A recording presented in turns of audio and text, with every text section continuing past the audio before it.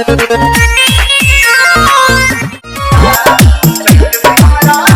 तो दोस्तों भाई लोग नमस्कार। फाइनली बता दें कि हिट मशीन खेसारी लाल यादव को एक और नहीं भोजपुरी 2024 का पहला चैता गाना का अपडेट आ गया आपसे बीच में।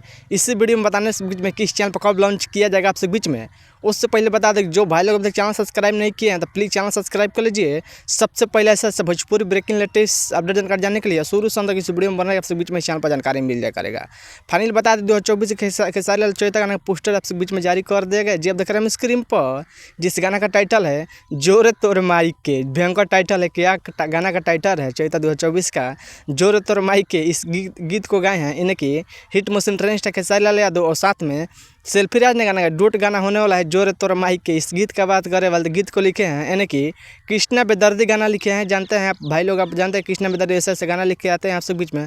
मैंने नहीं सोचा कि इस गाना टाइटल पर गाना आपसे बीच में आएगा चैता 2024 का फाइनल में क्या रहा है आपसे बीच में।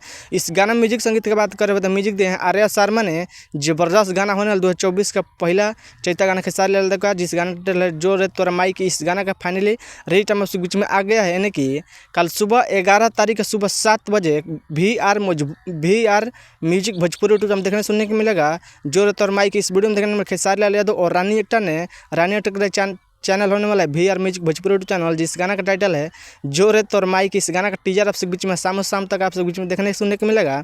एक बार टीजर देखिएगा VR music Bhojpuri YouTube channel पर और कल आपसे बीच में फुल वीडियो देखने को मिलेगा 11 तारीख सुबह 7 बजे VR music Bhojpuri YouTube channel. जबरदस्त गाना होने वाला, जितनी तारीफ करना कम नहीं है। जबरदस्त 2024 का पहला चैता है खेसारी लाल यादव का। खूब दूर पर दीजिएगा। आप लोग बताइए कि खेसारी लाल यादव को वीडियो अपडेट न्यूज़ का अपडेट न्यूज़ पसंद प्लीज़ वीडियो को लाइक शेयर लगे, चैनल सब्सक्राइब करना। जय हिंद, जय भोजपुरी समाज। धन्यवाद। वीडियो मत मिलता कल अपडेट में।